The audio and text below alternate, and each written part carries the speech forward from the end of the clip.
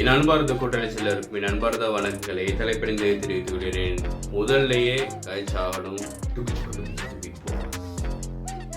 அதுல பானபத்திர ஓனாண்டி அதான் விஜய் சேதுபதி ஆரம்பிச்சிருந்தாரு நேற்று.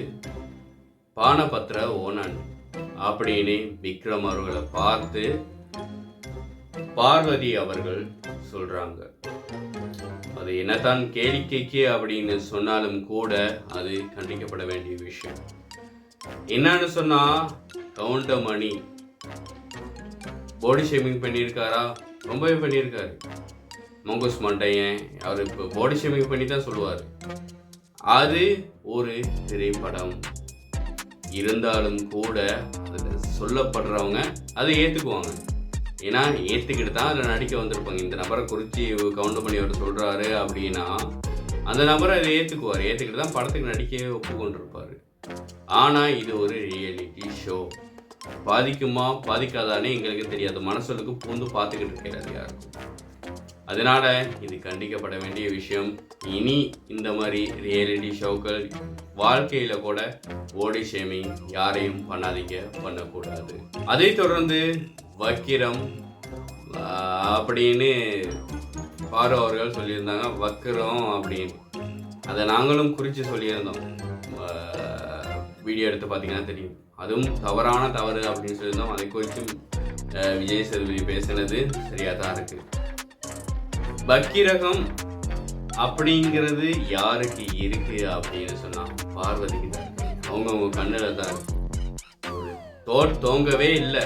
ஒரு தோட்டை பற்றி யோசிச்சிருக்கவே மாட்டோம் நாங்கள். அந்த தோட்டை தோன்றாததை தோன்ற வைத்து அது படித்தான் அவங்க செஞ்சிருக்காங்க அப்படின்னு சொல்றது எவ்வளவு தூரம் வக்கிரகம் நிறைஞ்ச ஒரு புத்தியா இருக்கும். அதாவது நாங்கள் இதை ஏற்கனவே காய்ச்சிருந்தாலும் திருப்பியும் கதைக்க வேண்டிய ஒரு காரணம் என்ன சொன்னா, விஜய் சேதுபதி திருப்பியும் காய்ச்சிருந்தாரு. அதாவது எனக்கு என்ன ஒன்றும் ஆபாசமா படலை. பாரு அப்படி ஆபாசமா பார்த்துருக்காங்க அப்படின்னா அவங்களோட மனசுல எவ்வளவு தூரம் பத்திரம் வந்து அதுதான் நான் சொல்ல வர்றது. நானும் பார்க்குறேன். விஜய் சேதுபதி வீடியோ எடுத்து பார்த்தோன்னே கடந்து போயிட்டேன். அந்த செங்கல் அடிக்க வேண்டிய டாஸ்க் வந்தாலும் சாதாரணமாக எடுத்துக்கிட்டு கடந்து போயிட்டேன். இவங்க ஆபாசம்னு சொன்னோன்னே, பார்வதி ஆபாசம்னு சொன்னோம். நானும் ரிவைண்ட் பண்ணி பார்க்குறேன். என்னடா ஆபாசம் அது பார்த்தாலே நான் போயிட்டேன். கட்டுத்திரிய படத்தில் டிங் டிடிங் டிடிங் டிடிங் டிங் டிடிங் டிடிங் டிடிங் டிங் டிடிங் டிடிங் டிடிங் டிங் டிடிங் டிடிங் அப்படின்னு இவர் செய்வார், விஜய் அவர்கள் செய்வார். அந்த மாதிரி இதெல்லாம் போட்டு மெப்லாம் போட்டு ப்ளூ மெப்லாம் போட்டு நானும் டிங் டிடிங் அப்படின்னு யோசிச்சு பார்க்குறேன், பிளான் பண்ணி பார்க்குறேன். ஆபாசமே அதில் இல்லை. அதை இல்லாத ஒன்றை ஆபாசமாக பார்த்துருக்க அப்படின்னு சொன்னால் உன் மனசில் எவ்வளவு தூரம் ஆபாசம் இருக்கும்? யாருக்குமே தோணுச்சா? இல்லை. தோணவே இல்லாத ஒன்றை எவ்வளவு தூரம் வக்கிரகம் இருக்கும்? அதாவது வக்கிரம்னு சொல்கிறதுக்கு பதிலா பார்வத்தை வக்கிரம்னு சொல்லணும். அதையும் நாங்கள் ஏற்கனவே கழிச்சிருக்கோம். நீங்கள் ஏற்றுக்கொண்டாலும் ஏற்றுக்கொள்ளாவிட்டாலும் நான் உண்மையை சொல்லணும் அப்படின்னு ஏற்கனவே சொல்லியிருந்தேன். பாவம் அப்படின்னு என்னதான் இருந்தாலும் பாரு 1008 குறைகள் இருந்தாலும் கூட பாரு அவர்களுக்கு இழைக்கப்பட்ட அநீதியை பற்றி கழிச்சிருந்தோம். அது நிறைய பேர் பிடிக்காம அதை ஒரு லைக் கூட கொடுக்காம அந்த அந்த அந்த வீடியோவுக்கு பார்த்தீங்கன்னா ஒரு லைக் கூட இல்லை. ஏன்னா நான் பாருவை பற்றி நல்ல விஷயங்களை கழிச்சிட்டேன். அதாவது ஒருத்தரோட குறைய மட்டுமே நாங்கள் பார்க்குறோம். ஒருத்தரோட குறைய மட்டும் அவங்களுக்கு இழைக்கப்பட்ட குறைகளை நாங்கள் பார்க்குறதே இல்லை. ஒருத்தர் கெட்டவங்க அப்படின்னு முதல்ல முடிவு பண்ணிட்டு அவங்க கெட்டவங்களே தான் இருக்கணும். அதாவது எல்லாருமே சூழ்நிலை கைதிகள். இவர் கெட்டவர் இவர் நல்லவர்னு சொல்லலாது. எல்லாருமே கெட்டவங்க தான், சூழ்நிலை கைதிகள். சூழ்நிலைக்கு ஏற்றால் போல் அவர்கள் செயற்படுவார்கள். ஒருத்தன் பெண்கிட்ட அவதூறம் நடந்துக்கல அப்படிங்கிறதுக்காக அவன் நல்லவனா இருக்க இயலாது. யாருமே இருக்க இயலாது. அவனுக்கு ஒரு சந்தர்ப்பத்தை வழங்கி பார்க்கணும். அவன் நல்லவனா கெட்டவனான்னு தெரிஞ்சுக்க. அதுதான் நான் சொல்றேன். இது எப்படியோ பாரு சபரியும் பார்வும் விளையாடுறப்ப சபரி வேணும்னே தான் காலம் மிதிக்கிறாரு. வேணும்னே காலம் மிதிக்கிறாரு, கண்ணையும் இடிச்சு விட்டுறாரு. இடிச்சு விட்டு பாரு கண்ணப்ப அதாவது அவ்வளவு தூரம் பாதிக்கப்பட்ட போதும் கூட, ஒரு பெண்ணாக இருந்தாலும் கூட, பெண்ணாக இருந்தும் அவங்க கேம் விளையாடுறாங்க. அது பாராட்டக்கூடிய தான் 1008 குறைகள் இருந்தாலும் அது பாராட்டப்பட வேண்டிய விஷயம். அதான் நான் சொல்லியிருந்தேன். சபரி இங்கே பண்ணது வேலை. சபரி அவங்களோட கண்ணு அப்படி மோசமாக இருந்திருக்கலாம், அவங்களோட கண்ணில் கோமா இருந்திருக்கலாம், அந்த பார்த்த பார்வை அப்படி இருந்திருக்கலாம், சபரி அப்படி பார்த்த பார்வை அப்படி இருந்திருக்கலாம். இருந்தாலும் கூட எப்படித்தான் பார்த்திருந்தாலும் சபரிக்கும் கோபம் வர்றது சாதாரண விஷயம். எல்லாருமே சூழ்நிலை கைதிகள். இருந்தாலும் கூட சபரி கொஞ்சம் கண்ட்ரோல் பண்ணியிருக்கலாம். அவரை வந்தோடனே நினைச்சு நான் பொறுமைசாலி, வேட்டியை கட்டிக்கிட்டு ஷேட்டை போட்டுக்கிட்டு அப்படிதான் 2-3 நாள் தெரிஞ்சுக்கிட்டு இருந்தார். அப்படின்னா நான் சும்மா அகிம்சாவாதி அப்படிங்கிற மாதிரி தெரிஞ்சார். போக தான் தெரியும். அதாவது அதே இதோடு இருந்திருக்கலாம். அவரும் கொஞ்சம் அவரோட அந்த கடுமையான போக்கை கொஞ்சம் கட்டுப்படுத்தி இருந்தார்னா அவரும் இந்த இடத்துல சிறந்து விளங்குவார். பார்வதிக்கும் எந்த வித அனுதாப ஓட்ட தேட மாட்டார். பாரு கூட இப்போ தொடர்ந்து பார்த்துக்கிட்டு வரவங்களும் தெரியும். பாரு செயற்படுற விதம் இப்படிதான் போய்கிட்டு இருந்தாங்க. போக அவங்கள இப்படி ஆக்குனது இந்த சீன், இந்த அனுதாப. அதுதான். ஸோ இதைத்தான் நாங்கள் சொல்கிறோம். அவங்கவுங்க போக்கில் அவங்கவுங்கள போக விடுங்க, அவங்கவுங்கள விளையாட விடுங்க. நீங்களாக கண்ட்ரோல் பண்ணி அவங்களை கெடுக்க முயற்சித்தீங்கன்னா அவங்க மேலே தான் போகும். விஜய் சேதுபதி இப்படி கண்டிக்க ஆரம்பித்ததும், அதாவது இந்த பாருக்கு நடந்த அந்த விஷயத்தை சுட்டி காட்டி கண்டிக்க ஆரம்பித்ததும், வீட்டில் உள்ள எல்லா நபர்களையும் கண்டிக்க ஆரம்பித்ததும் எல்லாருமே சப்போர்ட்டாக வந்துட்டாங்க. இன்டர்வல் கொடுக்குற அந்த சமயத்தில் எல்லாருமே பக்கத்தில் வந்துட்டாங்க. பக்கத்தில் பாருக்கு ஆறுதலாகவும், பாரு பக்கத்தில் சபரி பக்கம் திரும்பிட்டாங்க. சபரியை வாழ்த்துனவங்க கூட சபரி பக்கம் திரும்பிட்டாங்க. இதுதான் உலகம். எது சொன்னாலும் தலையாடுறது தான் உலகம். இதுதான் உலகம்.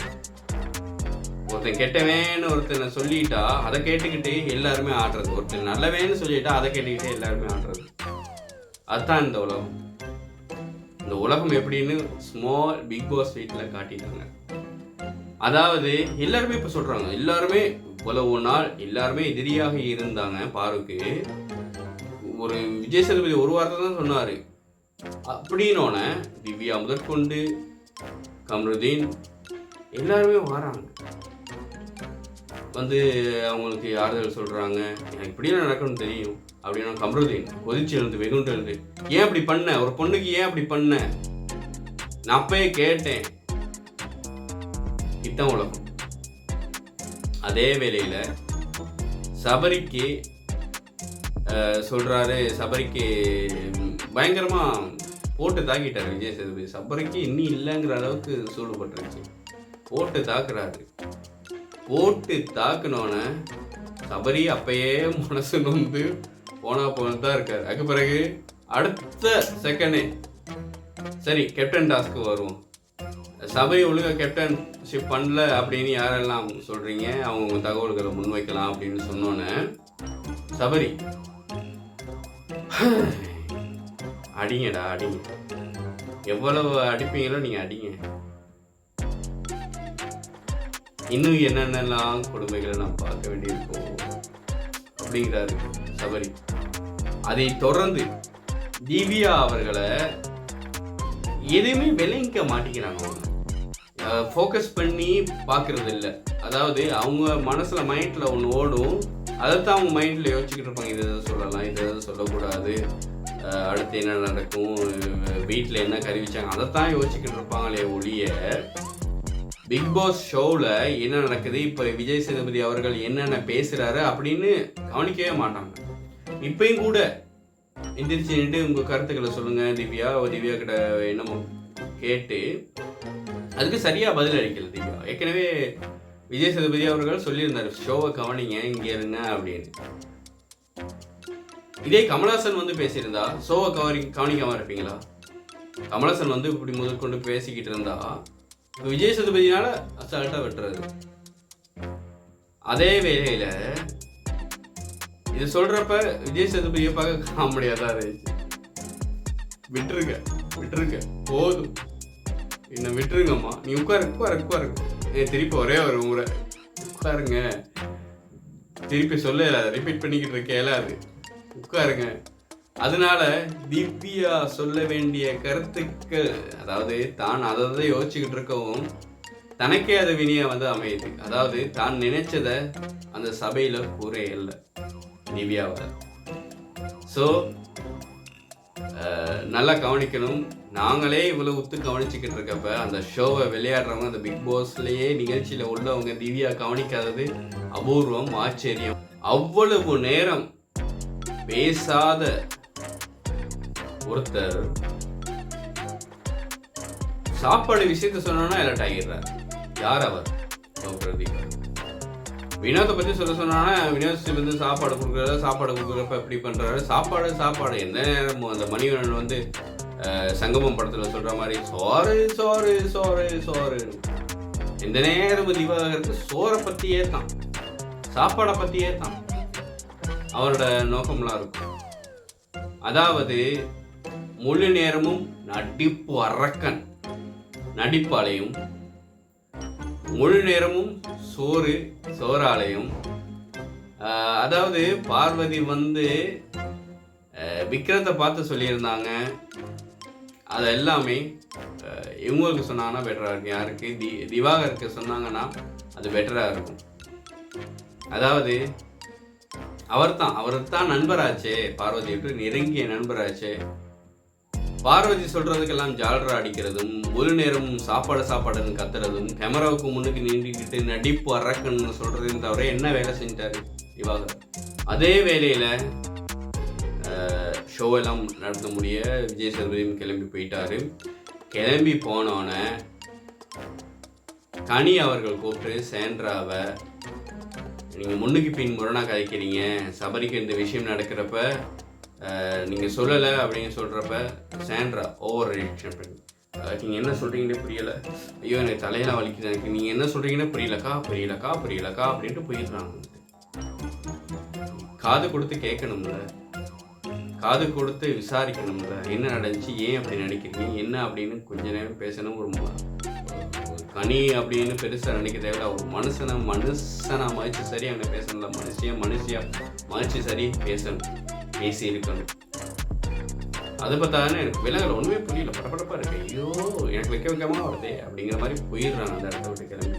அப்போ கணிப்பேல 1008 பிள்ளைகள், அதே தான் சொல்கிறேன், சூழ்நிலை கைதிகள், எல்லாமே சூழ்நிலை கைதிகள்.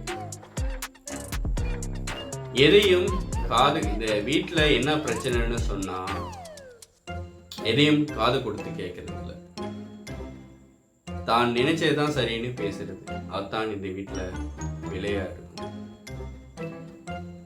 சரி, இன்னும் ஒரு வீடியோவில் சந்திக்கலாம். அது வரைக்கும் விடைபெறுவது உங்கள் கோட்டாலி என. பாய், டேக் கேர்.